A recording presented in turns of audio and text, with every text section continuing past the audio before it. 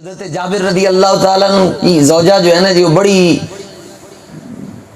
دانا، آپ فرمان لگے کہ کرما لیے میں تے حضور دے کان مبارک کیا سی کہ دو چار سنگی تے آپ تشریف لے آؤ تے سرکار نے تے 1000 دے مجمع نو کہہ چھڑے آل خندق نو چلو جی، کیونکہ سب نے پتھر باندھے ہوئے تھے اور رسول اللہ نے 2 پتھر مبارک باندھے ہوئے تھے۔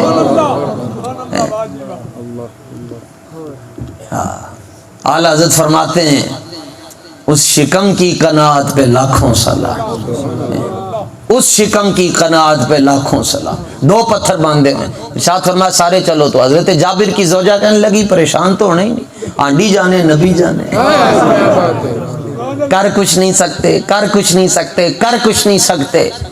ارے او بے خبر، ارے او بے خبر، وہ جانے خبر ہے اور ہر خبر ہے ان سے وابستہ، ارے او بے خبر، انہیں بے خبر جانا تو کیا جانا۔ شفیع و مالک و مختار مان ان کو دنیا میں، یہ سب کچھ قبر میں دیکھ کر مانا تو خاک مانا۔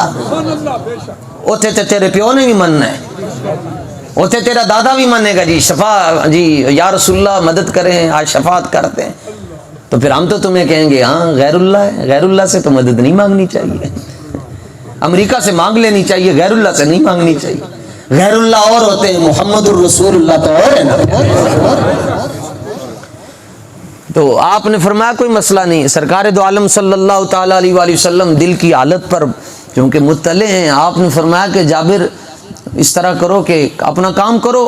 حضرت جابر نے وہ بکری کو ذبح کیا تو آپ کے 2 بچے تھے ادھر، تو بچے بڑوں کی نقل اتارتے ہیں، بکری ذبح ہوئی تو بڑا بھائی چھوٹے بھائی کو کہتا ہے کہ بھائی آؤ ہم بھی وہی کام کریں جو ابو نے کیا، اس نے چھوٹے کو لٹا کر چھری پھیر دی، اور بڑا بھائی جو ہے وہ خود پھر ڈر سے آگے بھاگا تو گر کر دونوں بیٹے آپ کے فوت ہو گئے، اور رسول اللہ کی دعوت ہے تو آپ نے کپڑے میں لپیٹا اور اپنی گھر والی کو بتایا، ایک آنسو بھی نہیں آیا، 2 بچے ہیں جناب اور دونوں ہی فوت ہو گئے، اور دونوں کو ایسے کپڑے میں لپیٹ کر جا کر سٹور میں ڈال دیا۔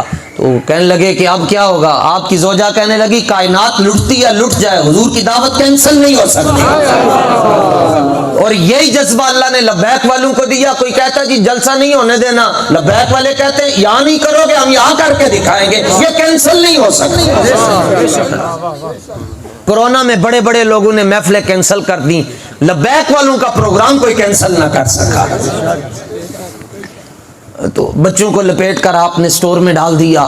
سرکار دو عالم علیہ الصلوۃ والتسلیم تشریف لے، آپ نے فرمایا ہانڈی کو لاؤ، ہانڈی لائی گئی، آپ نے اپنا لعاب دہن شریف اپنا تھوک مبارک ڈالا، فرمایا بس اس کو دیکھنا نہیں اور تقسیم کرو، اور فرمایا کہ آٹا بھی لاؤ، 2.5 سیر آٹا، اس میں بھی آپ نے اپنا لعاب دہن ڈالا۔ بخاری شریف میں عرض کر رہا ہوں، مگر یہ بخاری اس طرح نہیں ہے جس طرح مرزا جیل میں پڑھاتا ہے، جو سامنے بیٹھتے ہیں وہ رسول اللہ کے بے ادب بن جاتے ہیں، اور ہم نے ان سے بخاری پڑھی ہے کہ جو بخاری پڑھاتے پڑھاتے حضرت ابو ہریرہ کی گلیوں میں پہنچا دیتے تھے۔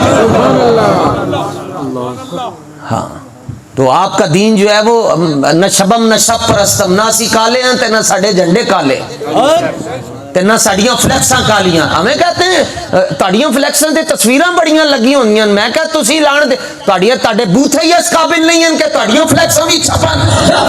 یا رسول اللہ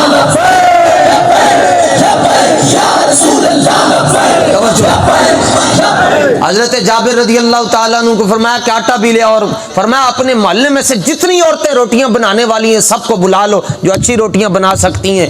حضور نے آب دہن ڈالا، لعاب دہن شریف آٹے میں بھی اور ہانڈیا میں بھی، فرمایا بس اب تقسیم کرتے جاؤ، اور 10 صحابہ آتے گئے، کھانا سامنے۔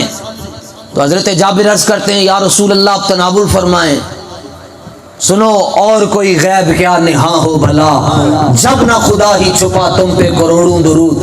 ہمارے پاس پاور اتنی ہے جی حضور، ورنہ یہ تو جس طرح کل عدم کر چکے تھے، تاریخ میں ایسا نہیں ہوا کہ کبھی کوئی تحریک کل عدم ہوئی ہو اور اس کے بعد دوبارہ بحال ہو گئی ہو، اور لیکن یہ کیوں دوبارہ بحال ہوئی ہے، اس کی وجہ یہ ہے کہ کپڑے کے 2 پلو ہوتے ہیں، ایک یہ اور ایک دوسرا سرا ہے۔ تحریک لبیک یا رسول اللہ کے 2 ہی سرے ہیں، ایک پلو امیر المجاہدین کے ہاتھ میں ہے اور دوسرا خاتم النبیین کے ہاتھ میں ہے۔ جتنا جس نے زور لگانا تھا لگا لیا، تحریک کی تا کا ایک نقطہ بھی کوئی ختم نہیں کر سکتا اور قیامت تک نہیں ختم کر سکتا۔ حضور نے فرمایا جابر ہمارے سامنے تو روٹی رکھ دی ہے تو بچوں کو بھی بلاؤ۔ عرض کیا حضور آپ تناول فرمائیں، یہ نہیں کہا کہ حضور مارے گئے ہیں جی بس اسی تے دعوت کر کے تے ساڈے نال کی ہو گیا۔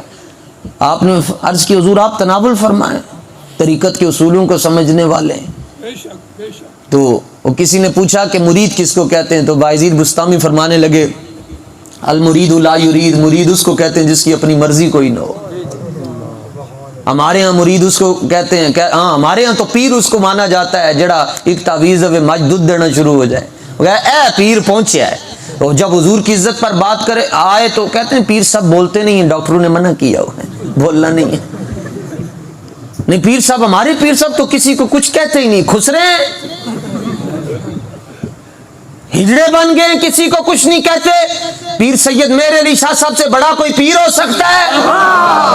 حضور کی ختم نبوت پر مسئلہ آیا تو آپ پنڈی سے لاہور چلے گئے، اور جب پھر حضور کی ختم نبوت پر مسئلہ آیا تو ہمارے بابا جی لاہور سے پنڈی آ گئے۔ جڑا پنڈیوں لاہور گیا وہ بھی بے مثال ہے، جڑا لاہور پنڈی آیا وہ بھی بے مثال ہے۔ یا رسول اللہ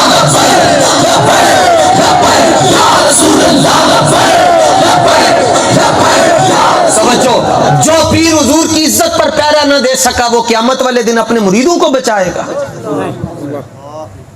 یہ نہیں دیکھا جاتا فلانے پیر دے مرید کتنے، نہیں، اعظم میں تنو شان صدیق دی کی دساں ہکو یار ہزاراں ورگا۔ حضرت جابر رضی اللہ تعالیٰ عنہ کو آقا علیہ السلام نے فرمایا بچوں کو بھی بلاؤ۔ عرض کی حضور آپ تناول فرمائیں، آپ نے فرمایا بچوں کو بلاؤ، عرض کیا تناول کریں۔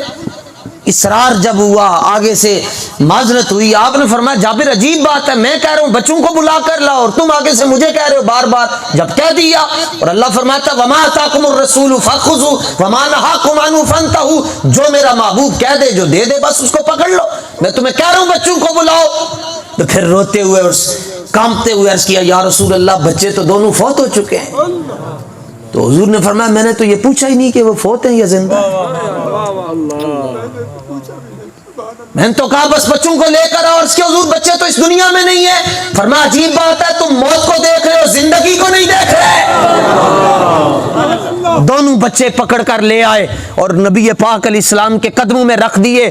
اور اب یہاں پر امام محمد رضا بریلوی یہ ہے اعلیٰ حضرت، صرف ایک مولوی نے اتنا کہہ دیا کہ رسول پاک کی چادر میلی، آپ نے فرمایا کافر ہو گیا یہ۔ غیرت اس کو کہتے ہیں، ناموس رسالت پر بات ایسے ہو، پٹھان ہو تو اعلیٰ حضرت جیسا، پٹھان ہو تو اعلیٰ حضرت جیسا، باقی سب سے نسواروں کی بدبو آتی ہے، دل میں عشق محمد ہو تو پھر خوشبو آتی ہے نا۔ تو اس نے کہا جی حدیث میں آیا ہے کہ حضور کی چادر پر مٹی لگی ہوئی تھی، تو ترجمہ کیا کریں گے؟ آپ نے فرمایا کہ خدا توفیق ادب دے تو یہ نہیں کہیں گے کہ چادر پر مٹی لگی ہوئی تھی، بلکہ یہ کہیں گے کہ مٹی نے چادر مصطفیٰ میں پناہ لی ہوئی تھی، یوں بات کریں گے۔ ہمارے بڑے ایسے تھے، اور یہی تو مقصد ہے لبیک کا کہ آپ کو حضور کے حوالے کر دیں، بس اور کیا ہے۔ کتنے لوگ ایسے ہیں جناب، آج بھی حضرت قبلہ دن کے بیان میں فرما رہے تھے حضور قبلہ شاہ صاحب گولی لگی ہوئی ہے اور آنکھیں باندھے ہیں ہمارے مارچ میں، تو اس کو کہا جاتا ہے کہ آنکھیں کھولو پانی پھینکو، وہ کہتا ہے وہ میری آنکھ نہ کھولو کیونکہ میں نے رسول اللہ کا دیدار ہو رہا ہے۔ تو حضرت جابر نے دونوں بچے سامنے رکھ دیے تو رسول پاک نے فرمایا اٹھ کے کھانا نہیں کھانا ہمارے ساتھ، تمہارا انتظار ہو رہا، اٹھو کھانا کھاؤ۔ اعلیٰ حضرت یہاں پر جا کر پہنچ گئے اور کیا کہتے ہیں، جس طرف اٹھ گئی دم میں دم آ گیا،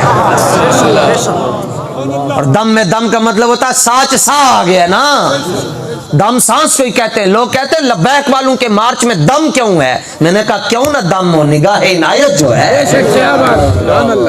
دم میں دم آ گیا۔ بات ختم جی اپنی۔ میں یہ بات عرض کرتا ہوں حضرت قبلہ شاہ صاحب کی موجودگی میں، چونکہ یہاں علماء ظواہر بھی ہیں، علماء بواطن بھی بیٹھے ہیں، اگر میرا استدلال غلط ہوگا تو مجھے روک دیں گے، اور اگر یہ خاموش رہیں گے تو السکوت فی مارز البیان بیان۔